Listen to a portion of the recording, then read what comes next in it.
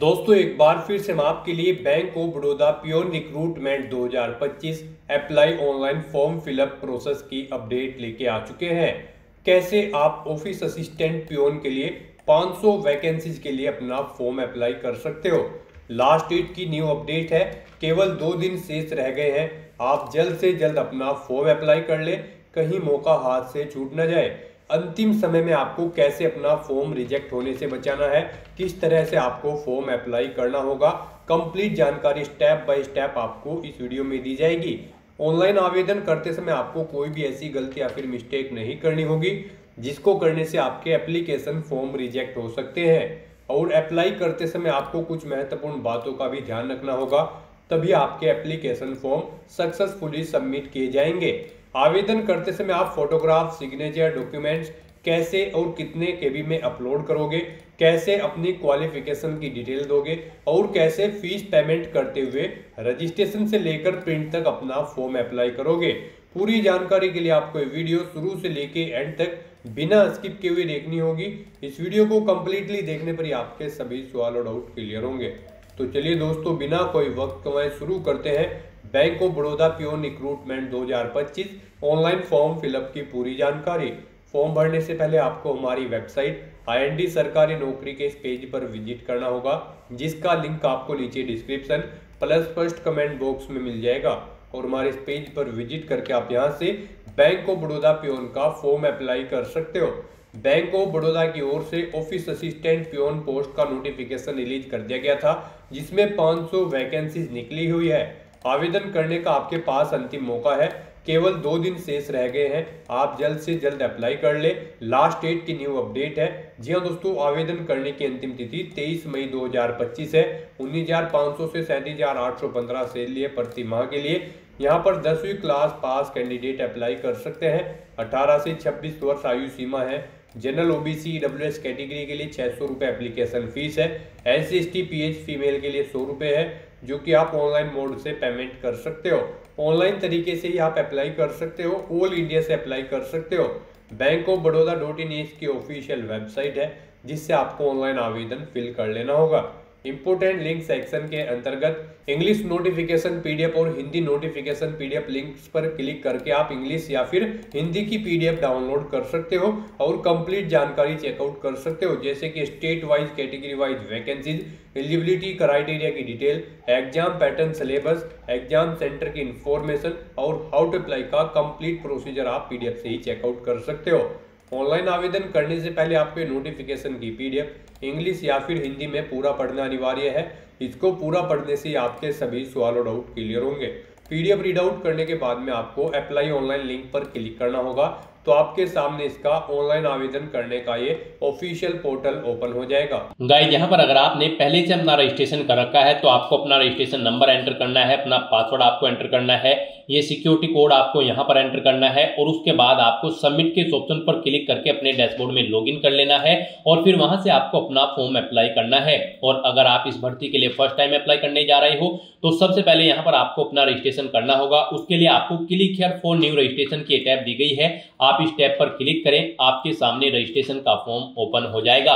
यहाँ पर आपको अपनी बेसिक डिटेल्स प्रोवाइड कराते हुए अपना रजिस्ट्रेशन कर लेना है। सबसे पहले यहाँ पर आपको अपना फर्स्ट नेम देना है, उसके बाद आपको अपना फर्स्ट नेम एक बार फिर से एंटर करके उसे कंफर्म कर लेना है। उसके बाद आप अपना मिडिल नेम दे, लास्ट नेम यहाँ पर एंटर करें और इन्हें भी 2 बार एंटर करके आप कंफर्म कर ले। नहीं है आपका मिडिल नेम, लास्ट नेम, तो आप इन कॉलम्स को खाली छोड़ दें।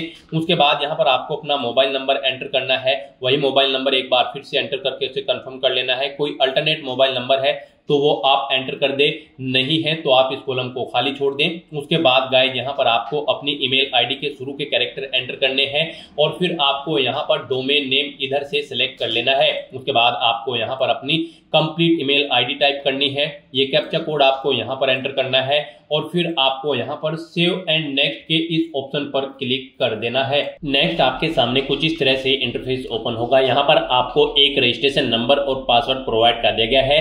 वो रजिस्ट्रेशन वेरिफिकेशन नंबर और पासवर्ड आपके रजिस्टर्ड मोबाइल नंबर और ईमेल आईडी पर भी सबमिट किए गए हैं। आपको उन्हें केयरफुली नोट डाउन करके रख लेना है फ्यूचर यूज के लिए। और यहाँ पर अब आपको अपना फोटो अपलोड करना है, लाइव फोटो कैप्चर करना है और अपने सिग्नेचर आपको यहाँ पर अपलोड करने हैं। इनके लिए आपको गाइडलाइन दी गई है। आप यहाँ पर guideline for scanning the photograph and signature के इस लिंक पर क्लिक करें। आपके सामने ये पीडीएफ ओपन होगी।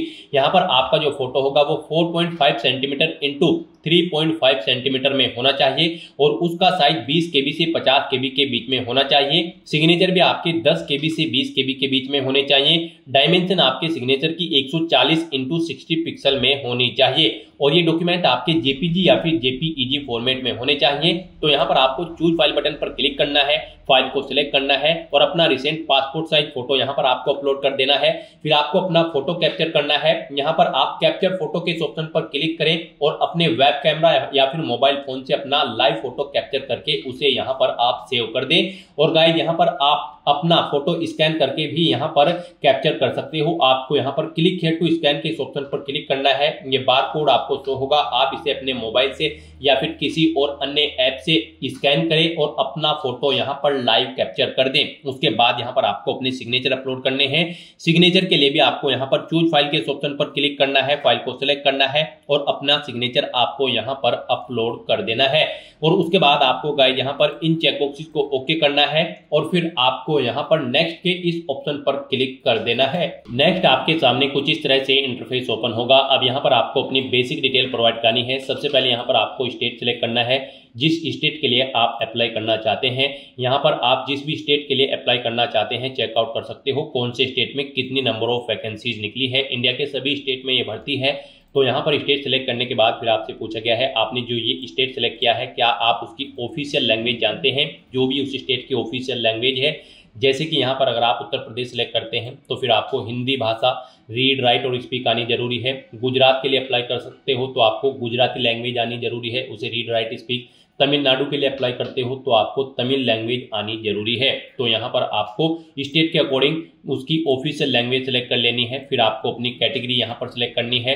उसके बाद गाइस यहाँ पर आपसे पूछा गया है कि क्या आप PWBD कैंडिडेट हैं और आपकी डिसेबिलिटी की परसेंटेज 40% से अबव है। अगर है तो आप यस करेंगे, डिसेबिलिटी का टाइप सेलेक्ट करेंगे और फिर यहाँ पर आप अपनी सब डिसेबिलिटी है तो फिर यहाँ पर आप सब डिसेबिलिटी सेलेक्ट करेंगे और फिर यहाँ पर आप सब टाइप ऑफ मल्टीपल डिसेबिलिटी है तो यहाँ पर आप सेलेक्ट करेंगे। और अगर आप PWBD कैंडिडेट नहीं है तो यहाँ पर आपको नो ऑप्शन सेलेक्ट करना है। ये आगे की डिटेल आपको नहीं देनी होगी। उसके बाद यहाँ पर आपको इस पेज को नीचे स्क्रॉल डाउन करना है। फिर यहाँ पर आपसे पूछा गया है कि क्या आप यहाँ पर person with specified disability cover करना चाहते हैं under the definition section 2 of the RPWD act 2016 के। अगर चाहते हैं तो यस करें, नहीं तो नो ऑप्शन सेलेक्ट करें। उसके बाद यहाँ पर आपसे पूछा गया है आपकी रिलीजन, आपको अपना रिलीजन यहाँ पर सेलेक्ट कर लेना है। फिर यहाँ पर आपसे पूछा गया कि क्या आप माइनॉरिटी कम्युनिटी के अंतर्गत आते हैं। अगर आते हैं तो यस करें, नहीं तो नो ऑप्शन सेलेक्ट करें।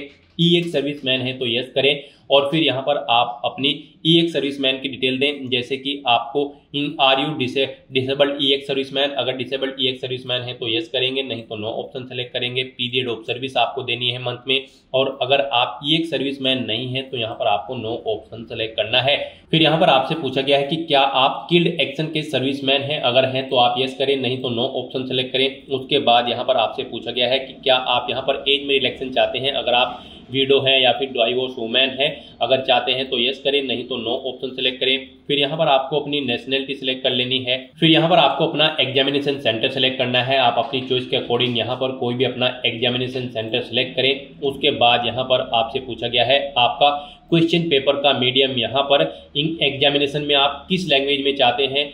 English and Hindi, English and Urdu, आपके स्टेट की लोकल लैंग्वेज के अकॉर्डिंग यहाँ पर आपके एग्जाम पेपर का मीडियम के ऑप्शन आपको शो कर दी जाएंगे। आप अपनी चॉइस के अकॉर्डिंग यहाँ पर अपने एग्जाम पेपर का मीडियम सेलेक्ट करें। उसके बाद यहाँ पर आपको अपनी डेट ऑफ बर्थ सेलेक्ट करनी है, पहले डे फिर मंथ फिर ईयर। उसके बाद आपको अपना जेंडर देना है, मेल फीमेल या फिर अदर। फिर यहाँ पर आपसे पूछा गया है कि क्या आपके जुड़वा भाई बहन हैं। अगर हैं तो आप यस करें, उनका नाम दें, उनका जेंडर सेलेक्ट करें, नहीं है तो नो ऑप्शन सेलेक्ट करें। अपना मैरिटल स्टेटस आप बताएं, आप मैरिड हो या फिर अनमैरिड। उसके बाद यहाँ पर आपको अपने फादर का नाम एंटर करना है, मदर का नाम एंटर करना है, अपना कोरोस्पोंडेंस एड्रेस यहाँ पर आपको देना है, फिर आपको यहाँ पर अपना परमानेंट एड्रेस एंटर करना है। और अगर आपका परमानेंट एड्रेस आपके कोरोस्पोंडेंस एड्रेस के अकॉर्डिंग सेम है तो यहाँ पर आप same as address for correspondence आप इस चेकबॉक्स को ओके कर दें, ऑटोमेटिकली आपका परमानेंट एड्रेस यहाँ पर आपके कोरोस्पोंडेंस एड्रेस के अकॉर्डिंग सेम फिल हो जाएगा। और अगर आप मैरिड हो तो यहाँ पर आपको सपोज नेम में अपने फादर या वाइफ का नाम एंटर कर देना होगा। उसके बाद यहाँ पर आपको अपना जीएसटी इनवॉइसिंग एड्रेस सेलेक्ट करना है, आप किस एड्रेस पर कम्युनिकेट करना चाहते हैं। फिर यहाँ पर आपको आपकी कैटेगरी के अकॉर्डिंग एप्लीकेशन फीस का अमाउंट शो कर दिया जाएगा। इस तरह से अपनी सभी डिटेल्स फिल करने के बाद फिर आपको वैलिडेट योर डिटेल के ऑप्शन पर क्लिक करना है, अपनी सभी डिटेल्स को वैलिडेट कर लेना है और उसके बाद गाइज आपको सेव एंड नेक्स्ट के ऑप्शन पर क्लिक कर देना है। नेक्स्ट यहाँ पर आपको अपनी क्वालिफिकेशन, एक्सपीरियंस और लैंग्वेज की डिटेल प्रोवाइड करनी है। गाइज यहाँ पर इस भर्ती में पार्टिसिपेट करने के लिए, जी हाँ दोस्तों, ऑफिस असिस्टेंट पियोन की पोस्ट पर अप्लाई करने के लिए आपका 10वीं क्लास पास आउट होना जरूरी है किसी वेल रिकॉग्नाइज्ड बोर्ड या फिर स्कूल से। प्लस आप जिस स्टेट के लिए अप्लाई कर रहे हैं उसकी लोकल लैंग्वेज यहाँ पर आपको रीड, राइट और स्पीक करनी जरूरी है, आनी जरूरी है।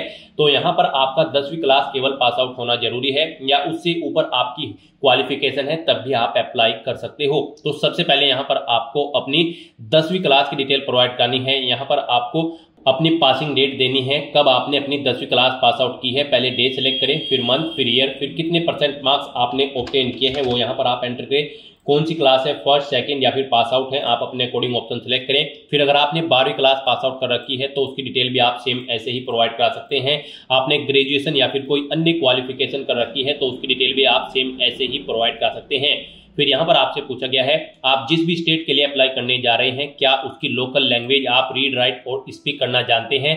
तो यहाँ पर आपको यस ऑप्शन सेलेक्ट करना है, अदरवाइज आप एलिजिबल नहीं होंगे इस भर्ती में पार्टिसिपेट करने के लिए। उसके बाद यहाँ पर आपको अपने एक्सपीरियंस की डिटेल प्रोवाइड करनी है। अगर आपको एक्सपीरियंस है, नहीं है तो आप इस सेक्शन को खाली छोड़ सकते हैं। अगर आपको एक्सपीरियंस है तो यहाँ पर आपको सबसे पहले अपना नाम देना है, डेजिग्नेशन यानी कि पोस्ट देनी है, जिस पोस्ट पर आप कार्यरत थे, कब से कब तक आप कार्यरत थे, वो डेट, मंथ और ईयर आप यहाँ पर सिलेक्ट करें। इनके अकॉर्डिंग फिर यहाँ पर आपकी ईयर ऑफ एक्सपीरियंस कैलकुलेट करके शो कर दी जाएंगे। नेचर ऑफ ड्यूटी यहाँ पर आप दे, जॉब छोड़ चुके हैं तो उसे छोड़ने का कारण यहाँ पर दे।